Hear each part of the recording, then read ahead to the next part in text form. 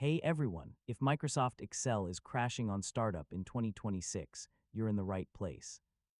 In this guide, I'll show you step-by-step solutions to fix Excel when it keeps closing immediately after opening.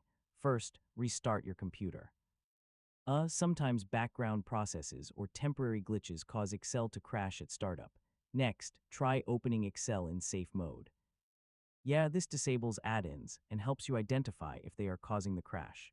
If Excel opens in safe mode, disable all add-ins. Faulty add-ins are one of the most common reasons for startup crashes. Sometimes Excel crashes because of a corrupted recent file, so try launching Excel without opening any recent documents. If the problem continues, repair Microsoft Office. Yeah, damaged program files can prevent Excel from starting properly. Make sure Excel is fully updated.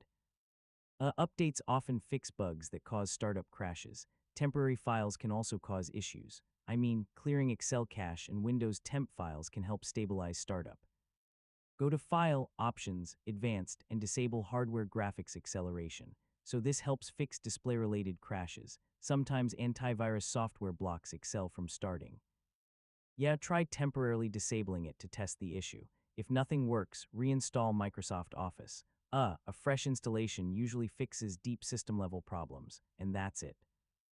You've successfully learned how to fix Excel crashing on startup in 2026. Thanks for watching, and I'll see you in the next tutorial.